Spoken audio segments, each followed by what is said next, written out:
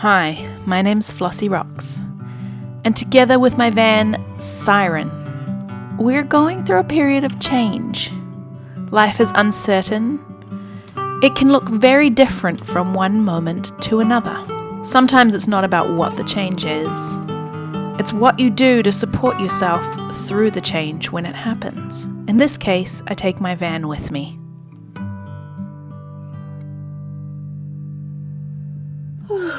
So it begins. Guess who I am off to see? You know that moment when you haven't seen a friend in a long time? You're excited, you're nervous, you can't wait to give them that giant, big hug. To reconnect, to laugh together, to feel each other skin on skin, that they are real and not just a text message screen in your phone. It's so heartwarming and so precious. Treat your friends like gold. Especially ones who, after months of not seeing each other, you can pick up just where you left off. Speaking of friends, one of my other friends is definitely nature. And coming together to a river, a waterfall, a place of such beauty, just puts everything that might be chaotic in my life into perspective. It's a reminder that the world is so much bigger than the things that are troubling me in that moment, the things that might be going on or causing a little bit of uncertainty. Water cascading over rocks is certain. Oh yeah, there is. Well, maybe there was a tree house. It looks like. There's nothing up, but there's a ladder. I want to go and see under those rocks in the cave. Rainforests. Beautiful. That's it.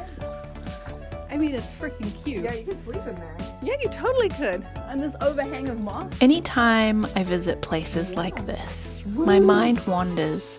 Yeah, but those ladders didn't go anywhere. Maybe they used to, and it looks like the trees broke. Maybe it was from there to get across to the top of the rock. To what it used to look like. History. It looks like a hobbit hole. What did it look like previous to this? Who lived here? Who existed here? Who ran about in these caves and cliffs? What has the passage of time and change done to this place? I'm finally back to loving my job.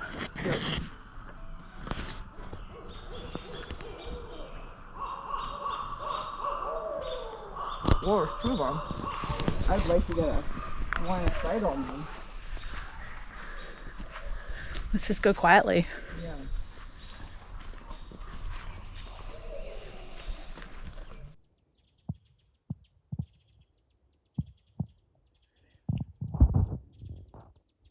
Finding an owl in the forest is sometimes hard to do. I have found them most often when I can hear other birds screaming and kicking up a storm because they are alerting that there is an owl in present. When they fly, their wings are silent. Unfortunately, my camera gear is not quite good enough to give you the feather detail of this beautiful barred owl sitting on the top of a fallen tree, but it was definitely hunting something, looking around in the trees below us.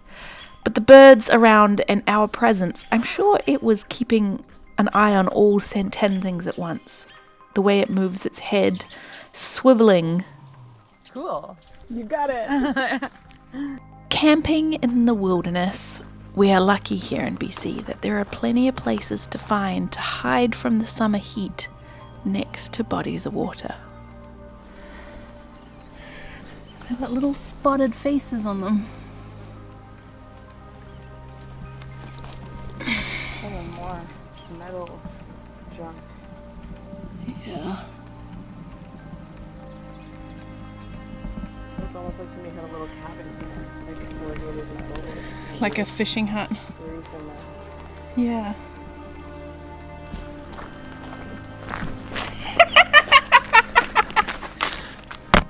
Canada doesn't really have any poisonous or super dangerous snakes that I'm aware of, but they have lots of little garter and grass snakes. The little blip blip blip of their little tiny tongues is the most adorable thing. Very adorable snake. I know. He thinks we can't see him.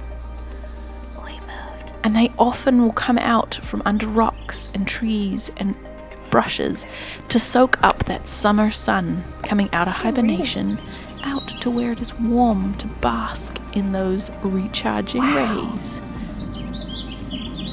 So cool. I love the small things in nature, and sometimes moving slowly through the forest, you see the changes, the tadpoles becoming frogs, the water skaters skating across puddles, how this little bug is able to maintain the water surface tension. Hi, hello. We were not supposed to be in the forest, but we are, and we're having a great time. And I'm glad that we are doing this. Because it has been exactly what we needed. Yeah. Laugh. A nice stroll. And some laughter. Chit chat. Reconnection, because it's been such a long time. Way too long. And Since last year. I know, can you believe that? And some like downtime and like special time with Frank. Mm-hmm. Yeah, and this forest is beautiful. Tacos. And campfire and food. And more delicious food, which we're planning for tonight. Yeah, sometimes life is like, you don't know what obstacles or dangers you could have been facing had you done the thing that you'd originally planned to do. Yeah. Right? Yeah. Yeah. It's good to be able to embrace a plan B. Yes, the only constant is change. Mm-hmm. It's in the fridge for us. Yay! Black cherry lime. I have fruit and nuts for us to eat here. Oh, so pretty.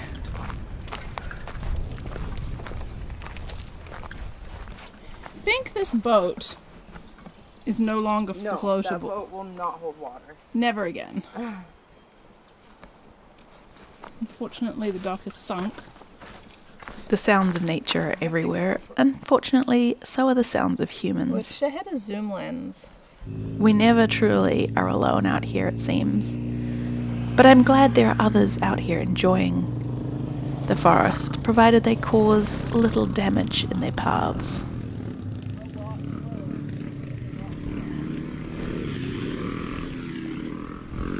Which way should we have a fire facing? Oh. Do you want to face the sunset? Do we face the van? Yeah, maybe if we sit on that side. That looks like nice ground to sit on. And then I move the rocks so that we have like... What do we think the wind is doing? Oh God, I have no idea. We're kind of protected by this bank here, so like it's not super windy. We should just go where is the best place to sit. Like where the ground is like most level. Look at all these little bits like here. Glass. Thanks for picking up the bits and trash. Yeah, we don't want to burn them. Nasty.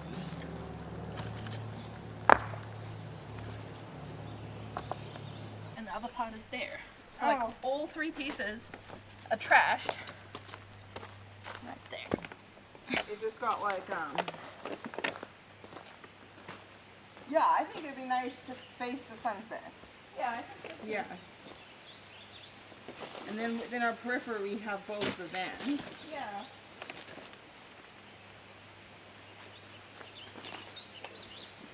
Starting to feel sufficiently shaded in our campsite. Good.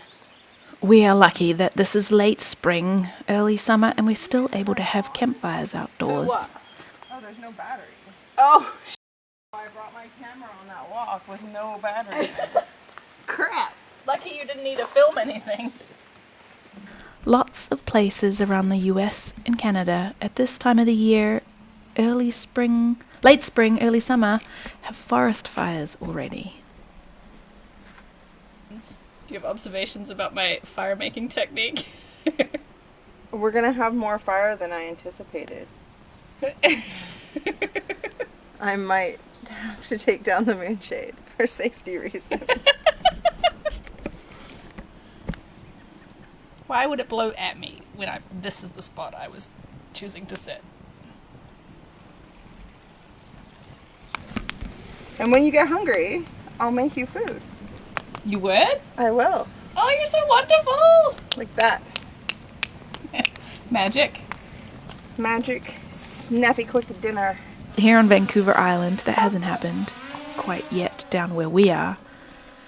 And so, being responsible and careful and tidying up our campsite, we collect some firewood, ready for a night around the fire, relaxing in the sunset and warmth of its glow. I think I got some more wood. Nice. There's one more I might gonna get, but I think I have to pay Frank tax and give him a piece. Yeah, you can just give him his. Like this one. Yeah. You good for Frank? Would you like a piece, mister? Perfect, Frank. Oh, look at that excited face. You want a stick? You do.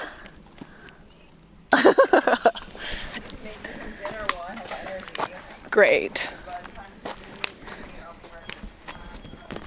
I love setting fires, and more than anything, I love cooking over them. There's something cozy and creates a sense of home, even though we might be moving around, living on the road. It's the snap, crackle, pop that gets me every time. I have a strong policy that if I'm camping somewhere, I shouldn't cause harm to nature around me. That means cutting trees that are alive or branches off things that could bloom or blossom. So bringing these dead pieces of tree from the side of the road down to our campfire, fantastic. And bonus, it was pretty dry too, so we weren't going to have a smoky fire. Now, that yellow chair I fell in love with. Amanda has got one, and now I have one to match.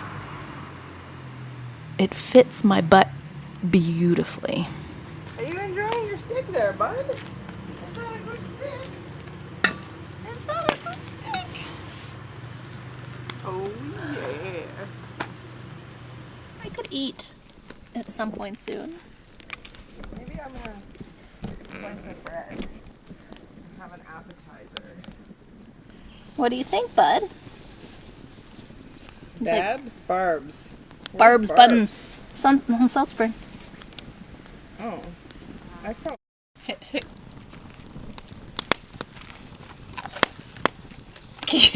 This is so funny. It's gonna be smoked toast. Oh, the sunshine looks so pretty! The fire is chasing the bread. See, like I'm just not winning. If I don't put the bread there, the flames stay away. If I put the bread there, the bread, like the flames literally straight up, and then burn my fingers. Stop it! What are you doing? I think the stick is a better idea. Yeah. I can just toast them. Look. They're fine. They're just black on one end. That's okay. Woo! That was funny. Oh, yeah, they're getting warm though. They are. Because they were right here. They were literally under this burnt bit. It's the peaceful moments, hanging out with friends, where you're not necessarily engaging in conversation directly, but you're enjoying each other's proximity that just can't be replaced when you're apart. The moments of having no responsibility, not knowing what's next, whether change is going to disrupt your plans or whether you're just going to be able to ease into things as they flow. Change is inevitable. It's the only constant. I feel like right now, my life is on the cusp of lots of things to change. And I can't wait to share them with you, even though I can't fully tell you what they are right now. If you've watched closely, I'm sure you might be able to guess. As the sun sets and it gets cooler, the air softens and the crackle of the fire is all that fills the air, harmonizing with the frogs that live on the outsides of this lake. It truly is beautiful, and I am so grateful to be here in this moment with one of my closest friends. Life is magical. Sometimes you just have to slow down to see it, to take a breath air, to breathe in the smoky evening smells, the scent of damp earth or dry brush. We're lucky to live here, and should leave every space that we are in cleaner and better than when we left it. Change takes energy, releases energy. It's tiring, exhilarating. Change requires focus. It happens without our knowing. Is conscious, subconscious. Change is moving forward, stepping back in our interests or error.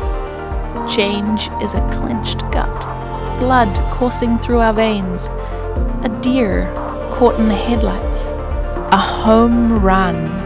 Change is molasses in January, a speeding bullet, a blinking of an eye, cataclysmic.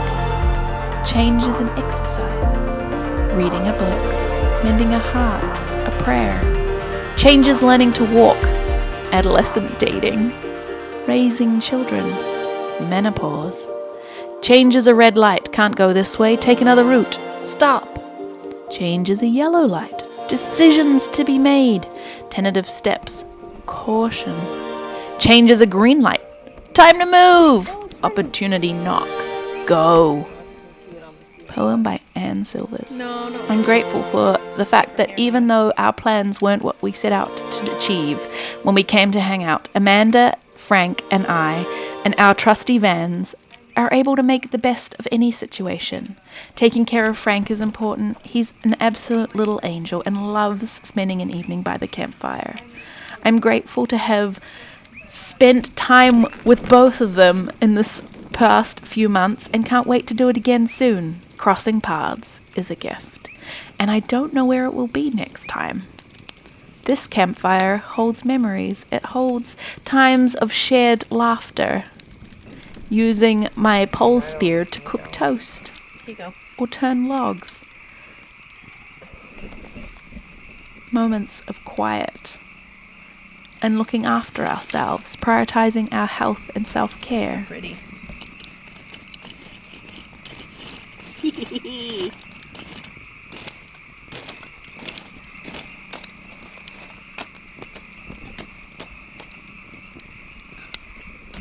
So pretty. Summer, where I take Siren, the Step Van, to a festival in the forest. This is what van life is about. Being able to go places that you feel slightly uncomfortable and take your house with you. It's been many a year, almost decades, since I've been to a festival. And I used to love them when I was in my early 20s. Well, it is officially summer, and I am at a Burning Man event. It is the Vancouver Island regional burn called Otherworld, and I'm excited to bring you here with me. Yesterday, I didn't eat very well. I was overwhelmed, so many people. I just got here, just getting set up. And so today, my goal is to eat properly and actually come show you around. I've made a few friends, show you where I'm camped, and today I'm eating the mushrooms that I harvested from my garden in bacon salad. Here's to a good start to the day.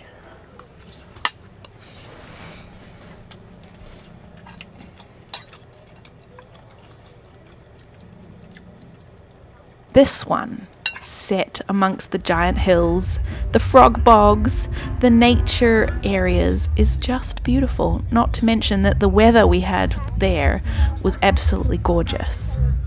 Hot days, and nice cool nights where it was just enough to put a small blanket on. Creativity is everywhere. People are so magical, and the things that they bring can create, and the communities and energy brought into spaces like this. Resistance, protests, silent messages to encourage us to question our values, encourage us to think about the world that we're in a critical way and ask, what is the impact of what are we doing? I like that your shoes match your phone case today. Thank you. I think this is the kind of change we're in now, and to take a space to find peace, to find rest, to be able to cope, to be able to understand ourselves and what we need to do to support others, to support ourselves, as things in this whole world around us change at a pace that I haven't seen before. I am literally melting at this festival. So of course I have decided to go and find myself the closest body of fresh running water, and I have found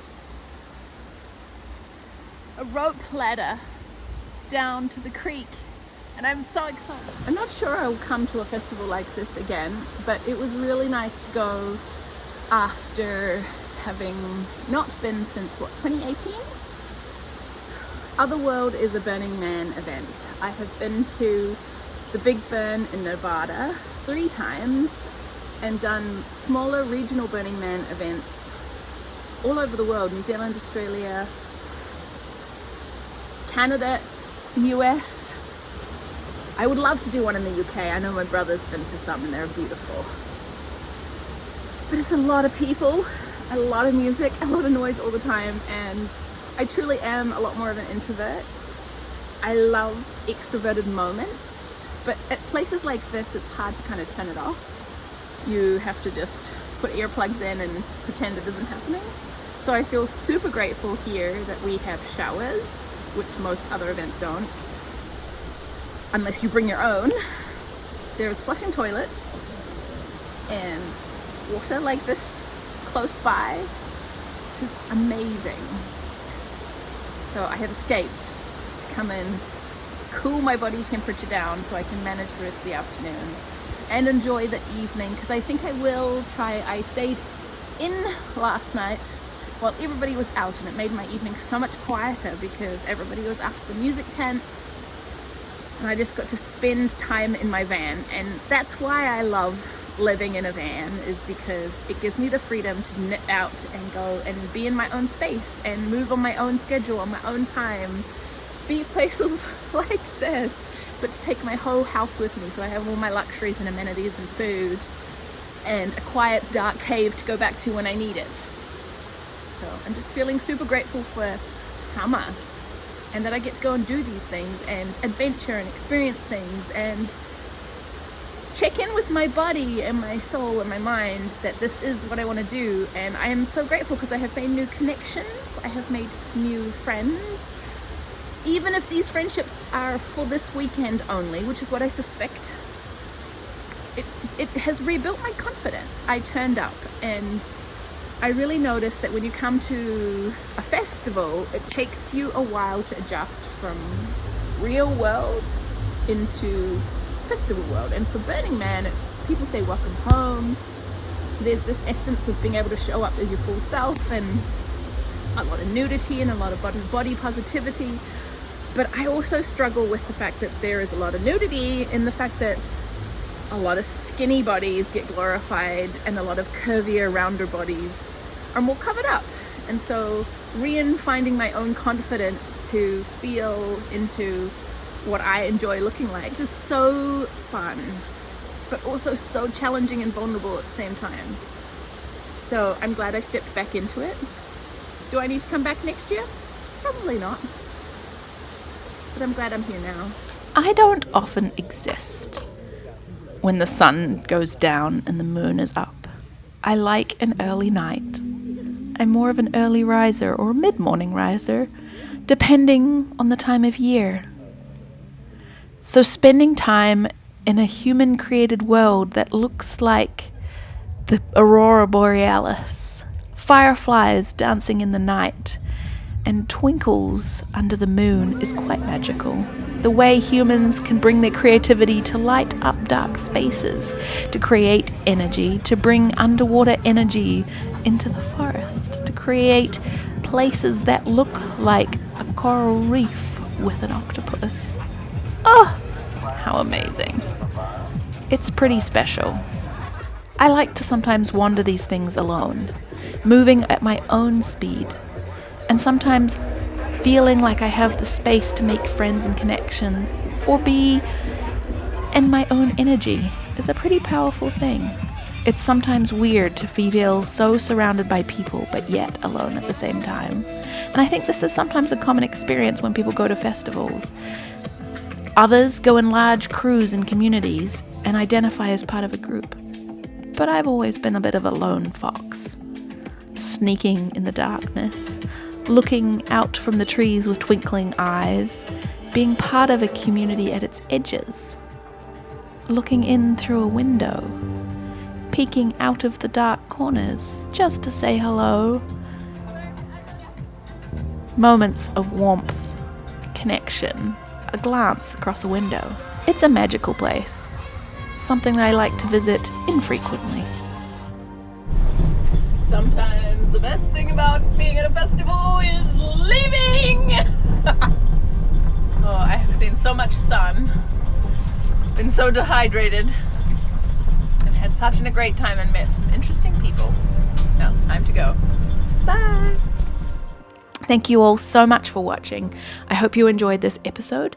A huge thanks for my Patreons for your never-ending support, projects going over there behind the scenes, and I'll talk to you all next week. Bye!